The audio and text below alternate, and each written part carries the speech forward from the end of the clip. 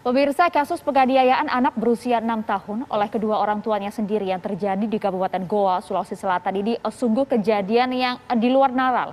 Karena orang tua yang sejatinya melindungi anak-anaknya justru ditega menganiaya anak kandungnya sendiri, bahkan satu di antaranya tewas mengenaskan setelah 2 kilogram air garam dicekoki ke mulut korban. Penganiayaan yang berujung nyawa ini tidak hanya dialami oleh anak pertama pelaku saja, namun menurut penuturan paman korban, aksi sadis yang dilakukan kedua orang tuanya juga sempat ingin melakukan pencungkilan mata dari AP yang merupakan juga anak keduanya. Ironisnya memang aksi yang kabarnya dipicu oleh halusinasi pasca keduanya mempelajari ilmu hitam pesugihan itu pun tak hanya dilakukan oleh H dan T sebagai orang tua korban, tetapi juga dibantu oleh kakek dan nenek korban.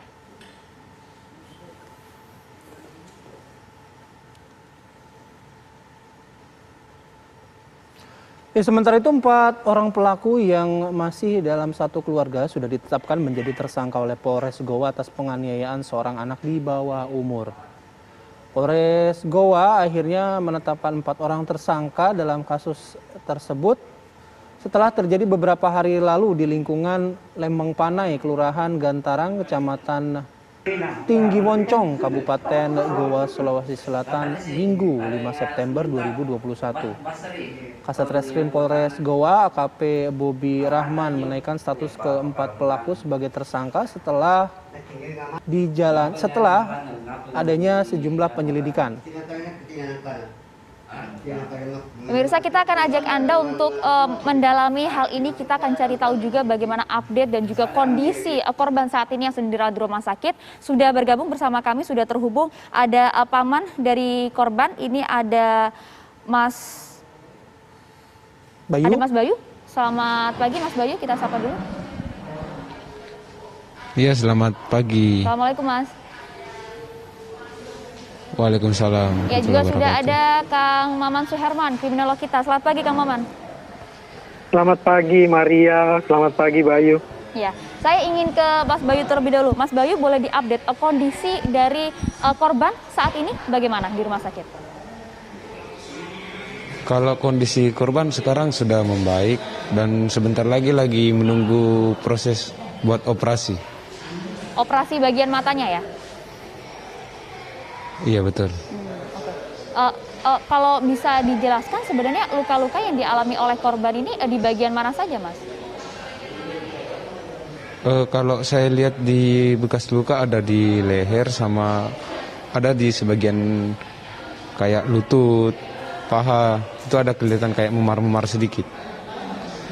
Nah, baik, Mas Bayu, kami turut prihatin atas apa yang terjadi dan menimpa keluarga Anda begitu ya, dan kami juga meminta kesediaan Anda untuk bercerita kembali kepada kami pagi hari ini. Sebenarnya apa yang terjadi, apa yang Mas Bayu lihat pada saat peristiwa itu berlangsung, Mas Bayu? Ya, kalau yang saya lihat dari peristiwa itu ya kayak orang tuanya ini lagi ada kemasukan makhluk-makhluk gaib. Ya. Terus? Anda menduga hal itu alasannya dasarnya apa? Karena kan orang tua si korban ini kalau kita lihat kesehariannya dia sayang sama anaknya, akan dimanjakan sebagaimana orang tua lah. Nah, perubahan perilaku ini kalau Mas Bayu bilang tadi ada ilmu gaib, ini dari kapan Mas Bayu? Kalau saya tahunya mulai dari pas kakaknya meninggal ini. Kakaknya AP ini meninggal sehari sebelumnya, betul ya? Iya, betul. Dan kejadian itu pun juga Anda menyaksikan? Kalau kejadian kakaknya meninggal saya tidak menyaksikan. Nah, ketika kejadian tindakan kekerasan gitu yang dilakukan oleh orang tua terhadap AP, boleh diceritakan sekali lagi Mas Bayu pada kami gitu, bagaimana pada saat itu, apa yang terjadi, apa yang Mas Bayu lihat waktu itu? Kalau yang saya lihat kondisi ibu korban kan dalam keadaan tidak sadar. Kami baru pulang dari kuburan, dari pemakaman. Kami masih sempatlah mampir sebentar di rumah si korban. Tiba-tiba kami dengar suara teriakan anak-anak. Dan yang seperti di video lah yang beredar sekarang, begitu Mas. Iya. Itu sekitar jam berapa ya Mas Bayu ya? Kejadiannya itu sekitar antara jam 12 sampai jam 1. Mas Bayu kan pada saat itu memang ada di lokasi, sempat melihat begitu ya apa yang kemudian terjadi di sana. Izin Mas, pada saat itu sempat tidak kemudian menanyakan alasan dan juga apa yang disampaikan oleh kedua orang tua dari korban ini? Ya, saya sempat menanyakan. Saya kan masuk ke dalam, teriak apa ini, apa ini. Orang tuanya bilang ada sesuatu yang merasuki katanya matanya anaknya. Lalu yang Mas Bayu lakukan pada saat itu apa? Saya mengambil inisiatif sendiri kan, mengambil orang tuanya dulu, bapaknya dulu. Tapi tindakan saya berusaha dihalangi sama paman si korban, saudara dari bapaknya ini. Nah, Mas Bayu datang ke dalam itu waktu itu mencoba melerai, memisahkan korban dan juga orang tuanya hanya seorang diri atau mungkin ada kerabat lain juga yang ikut? Ada yang beredar di video itu kan ada yang bapak dari pihak TNI yang membantu. Oke. Nah, kalau tidak salah si kakak korban juga meninggal dengan cara yang tidak wajar. Betul Mas Bayu?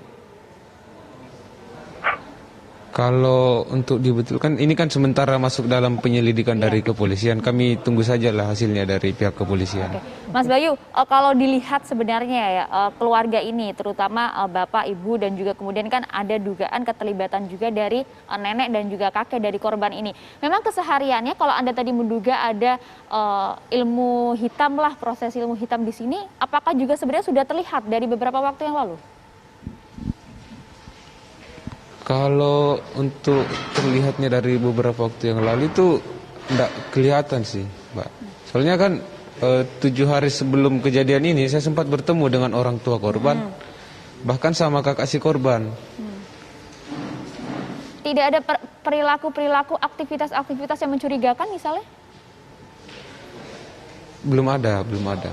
Oke. Baik, saya mau geser dulu ke Kang Maman ya untuk melihat peristiwa ini dari perspektif kriminolog. Kang Maman, apa yang gini Kang Maman, orang akan kaget gitu ya ngelihat itu ada pesugihan. Tudingannya ada pesugihan gitu yang dilakukan oleh orang tua korban terhadap anak kandungnya. Nah, ini fenomena apa sih Kang Maman? Oke. Pertama-tama turut berduka ke Daeng Bayu dan keluarga. Kemudian yang kedua, sungguh sangat mudah untuk menerapkan pasal-pasal yang ada di KUHP, di Undang-Undang tentang penghapusan KDRT 23 2004, Undang-Undang tentang perlindungan anak 35 2014 itu sangat mudah karena unsur kekerasannya sangat terlihat.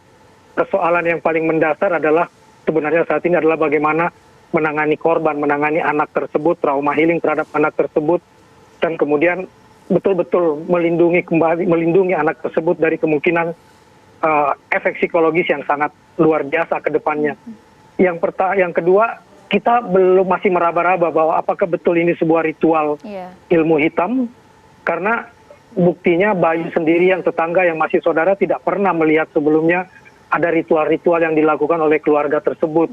Sehingga saya bisa memahami bagaimana aparat kepolisian dan mungkin di sana ada dinas TP2A itu, Pusat Pelayanan Terpadu Perlindungan Anak, Perlindungan Perempuan dan Anak, Pemberdayaan Perempuan dan Perlindungan Anak, untuk ada penanganan secara psikologis untuk melihat apakah ini ada faktor kejiwaan dan lain sebagainya.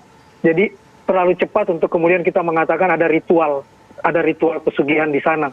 Kalau melihat videonya, tidak ada upacara ritualnya di situ. Yang terlihat adalah upaya karena merasa melihat ada halusinasi bahwa ada sesuatu yang tampak di mata anak tersebut sehingga harus segera dicongkel.